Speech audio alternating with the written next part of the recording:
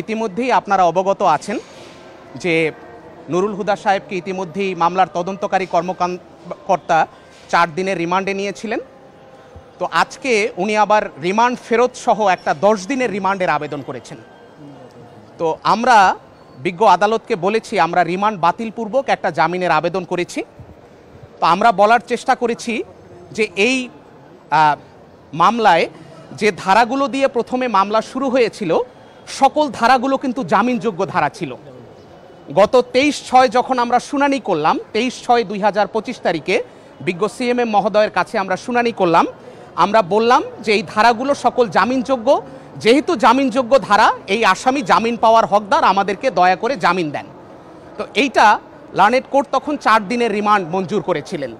ঠিক এর একদিনের মাথায় মামলার তদন্তকারী কর্মকর্তা উনি আবার নতুন করে একটা ধারা সংযোজনের আবেদন দিলেন। যেহেতু 3টা ধারা সংযোজন করলেন, একটা করলেন 124-এর এ, 406 এবং 420 ধারা, এই 3টা ধারা সংযোজন করলেন। কারণ ওই ধারাতে তো ওনাকে আটকাই রাখার আইনগত কোনো সুযোগ ছিল না বা এখনও নাই আমরা মনে করছি। আমাদের আসামি পক্ষ থেকে আমরা বলার চেষ্টা করেছি, আমরা বলেছি বিজ্ঞ আদালতকে যে এই ধারা এই আসামি নুরুল হুদার জন্য লাই করে না। কি জন্য? একটা প্রশ্ন হচ্ছে এই জায়গায় 2টা ধারা আছে, একটা রাষ্ট্রদ্রোহ আর একটা হচ্ছে 120B যেটা ক্রিমিনাল কনস্পাইরেসি যেটা বলা আছে।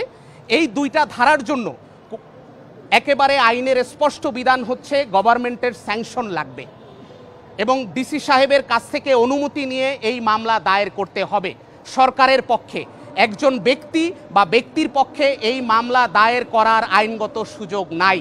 তো আমরা যেই গত তারিখে যেই ভুলগুলো, যেই অসঙ্গতিগুলো বিজ্ঞ আদালতের কাছে উপস্থাপন করেছি, মামলার তদন্তকারী কর্মকর্তা ওই ভুলগুলোকে সংশোধন করে আবার নতুন করে আজকে একটা আবেদন দিয়েছেন। তাকে অবশ্যই স্যাংশন নিতে হবে। স্যাংশন ছাড়া রাষ্ট্রদ্রোহ হওয়ার আইনগত কোনো সুযোগ নাই।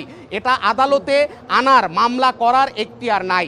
একটা কথা আমরা খুব ভালোভাবে, আমরা স্পষ্টভাবে বলতে চাই আপনাদের মাধ্যমে সারা দেশবাসীকে, যে এই জায়গাতে বিষয়টা হচ্ছে এই আমাদের যিনি আসামি উনি কিন্তু একজন বীর মুক্তিযোদ্ধা এবং উনি কিন্তু সাবসেক্টর কমান্ডার ছিলেন উনি, এবং উনি কিন্তু সশস্ত্র গেরিলা যুদ্ধ করেছেন, যুদ্ধ করে আমাদের এই দেশটাকে উনি স্বাধীন করেছেন, একটা সহায়তা করেছেন, ভূমিকা পালন করেছেন অন্যান্য সকল মুক্তিযোদ্ধাদের সাথে।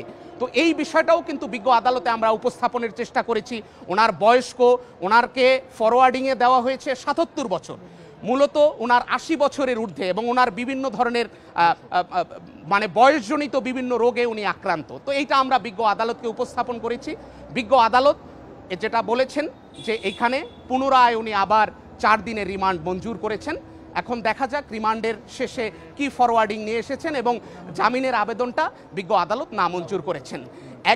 একটা কথা আপনাদের মাধ্যমে আমি বলতে চাই, একজন ব্যক্তি সেডিশনের মামলা করার ইতিহাস বাংলাদেশে নেই।